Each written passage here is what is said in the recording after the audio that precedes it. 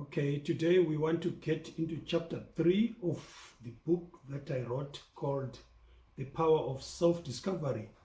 Now, today we want to look at the need for a mentor, the need for a mentor, the need for mentorship. Now, after completing high school in 1989, I was focusing on pursuing a professional soccer career because I was very ambitious in being established as a soccer career right from school.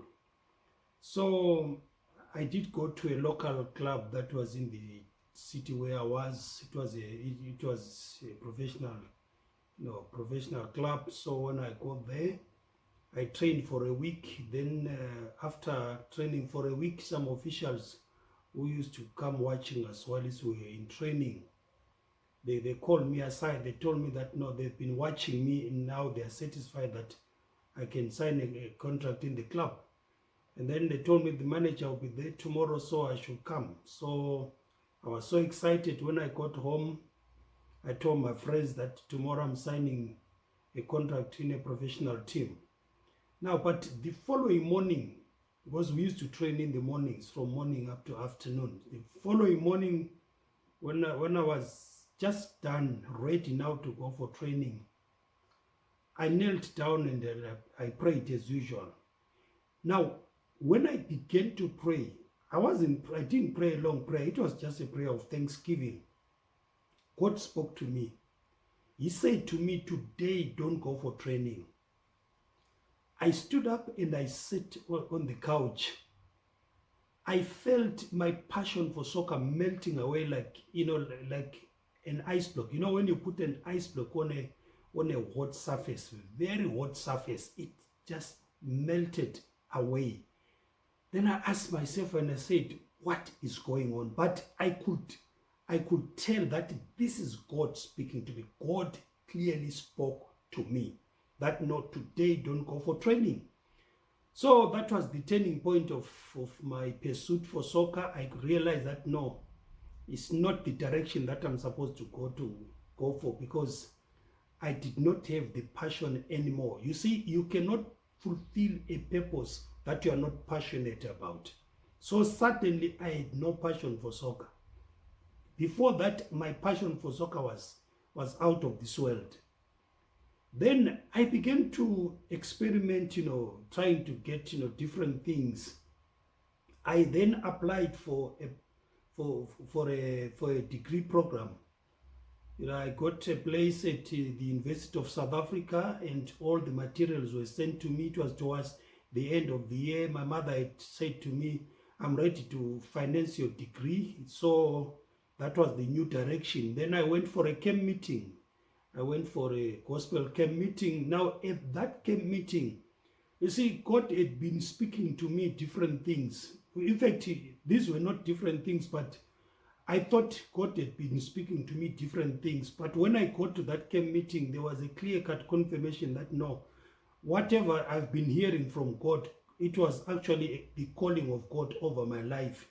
Then I made a decision from that camp meeting in line with what God was speaking to me about, because I got very powerful confirmations in that camp meeting. I decided that no, I'm no longer going to pursue my degree. Although I had enrolled, I was just supposed to begin my studies. I decided that I have to pursue my calling, my ministry calling. That is my life assignment. Now, it was very tricky for me to right away do it, because I had never done it. So that's when I came to a man of God, and I began to narrate to him what was taking place in my life. And he listened to me. Then he began to advise me. Then he began to pray with me. Then he began to help me to enter into the fulfillment of my life assignment. You see, you cannot fulfill a life assignment, from nowhere, just jumping into it. It's very difficult. Yes, you may, at times you may, but you have unnecessary mistakes. I mean, the level of mistakes that you're going to have, it will really destabilize your pursuit of your life assignment. So now let's talk about mentorship, because this is what this chapter is all about, mentorship. Now, what is the necessity for a mentor? What is the necessity for a mentor? Now, you see, the man of God that I came to, who began to mentor me, who is now my pastor, you know, when he began to mentor me, he was mentoring me from what he was hearing from me, right? And also, he was mentoring me because he is ahead of me. So that means that a mentor is somebody who must understand that dimension of assignment. I'm not saying that that person must know your assignment, because nobody knows your assignment, but if you are in the same direction. So he began to mentor me because he's in ministry. He's been in ministry for more years than me. So he began to give me some advice. He began to give me platforms to exercise my gift and so forth, right? So a mentor is simply somebody who is ahead of you in their life assignment. They are ahead of you. You cannot be mentored really by somebody who is behind you. It's wiser to get somebody who is ahead of you, who has more experiences than you, right? Somebody who can share their experiences, and somehow you get to know that, okay, things are done like this and things are not done like this. So this is one of the most important things about mentorship. About mentorship. Now, without mentorship, you commit unnecessary mistakes which you are not supposed to commit. You commit unnecessary mistakes that you are not supposed to commit. Okay, let's just read something here. Let's just read something here so that we get to know which direction we are taking about mentorship. Now, you see, I was carrying words about my life assignments. I'm talking about words from the Lord. But I could not put them together and understand what exactly God wanted me to do. At times, it would be a dream, a vision, or a prophecy, but I could not put those things together and really understand, in a nutshell, what God wants me to do. So a mentor is a person who has traveled the journey that you need to travel, that you're intending to travel. Now, this person is ahead of you. Obviously, this must be a person that you admire. It's not just anybody, but this is a person who has the wisdom that you admire. This person may not necessarily be in this same type of gifting as you are, or same assignment, but this is a person whom you must admire because of their level of experience and wisdom and achievement in whatever they are doing. Now, let me warn you, you cannot be mentored by somebody who has never achieved anything, because it's not going to work out. You need somebody who can inspire you from their own personal achievements. I'm not saying your mentor must be a person who is perfect. There is no human being who is perfect. Only Jesus Christ was the only mentor who walked here on earth, who mentored the first, the 12 disciples perfectly, because he was God himself, 100% God and 100% man. So a mentor is a person who has traveled the journey that you intend to travel, or somebody who is established in their field of influence, in their life assignment. Now, this person obviously is full of experience and wisdom, right? He has accumulated much wisdom through what they've experienced, in their sphere of life. So God connected me to a man of God who began to mentor me in my calling. And when I left that conference, I began to have the direction that I was supposed to take. It's very unfortunate that most people have dreams, but they die with those dreams. They have very powerful visions, but they die with those visions. Why? They don't know how to start. They don't know where to go to and where not to go to. Perhaps you can be one of the people who you have a desire, you have a passion, you have a vision, you have a dream, but you don't know how to go about it. The fact that you don't know how to go about it, which means you need a mentor. A mentor is a person who will guide you. This is a person who will guide you. He will give you guidance on how to get started.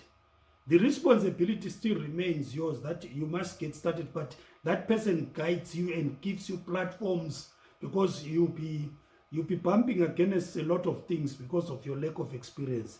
Now, there is no way you can just get experience. No, experience at times It's about what you go through. So if you have a mentor, there are some things that you don't go through, which you're supposed to go through, because that person will help you with knowledge and insight and guidance. So, a mentor again, this is an advisor who advises you in your purpose pursuit through wisdom, skill, and experience. So my mentor is also my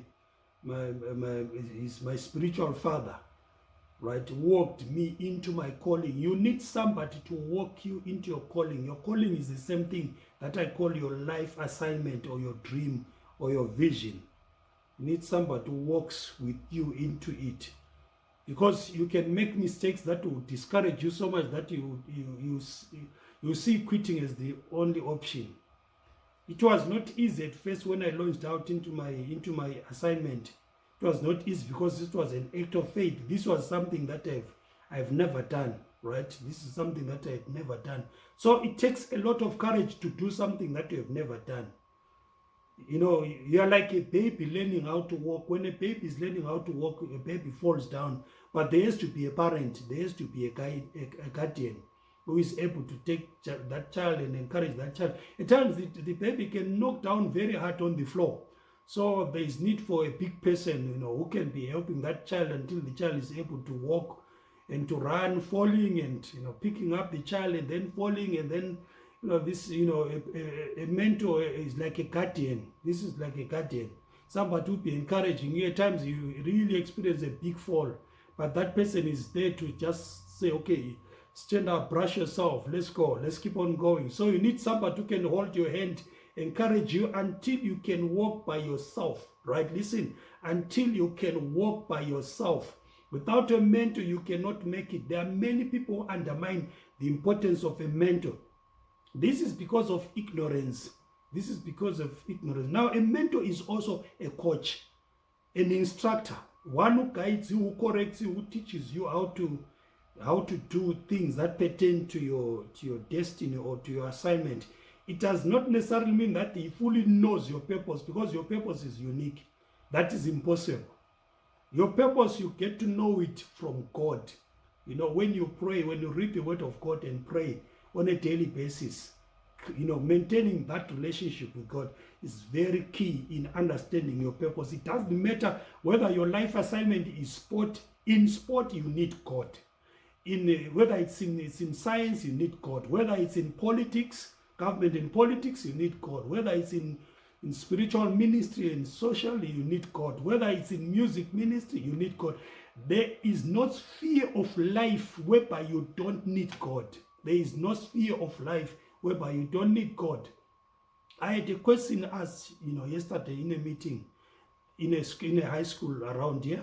So this young man asked me, and he said to me, what is the necessity of reading books if your talent or your assignment is becoming a soccer player? Then I said to him, you see, a soccer career is something that is very short.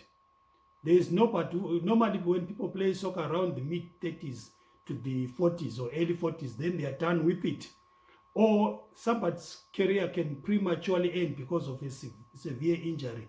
So what do you do then from that age up to the age of, let's say you live up to 80, 90 years, what do you do then in life? So I told him that no, you need to read books, because you can finish, you can end your soccer career, then get into another thing, get into business or any other thing that you feel you have to pursue in life.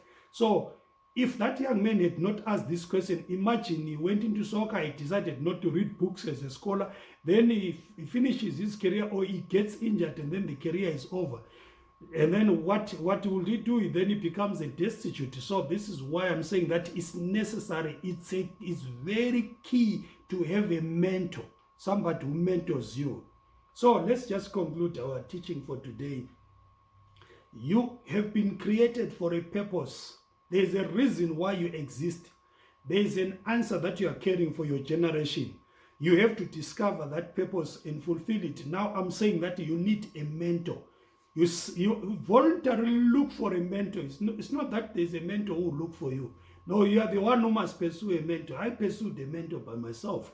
I looked for a man of God, and then I submitted to him. Then I began to ask questions. Then he began to answer me, began to give me guidance and so forth. So a mentor is not somebody who accidentally guides you. No, this is a person that you intentionally contact, and then you open up your heart, and then you talk to them. It has to be a person whom you respect. This is not just your friend, who won't correct you when you are making mistakes, because some mistakes can be very deadly in your life. They can actually totally destroy you. So let's just end our teaching for today. We shall continue. God bless you.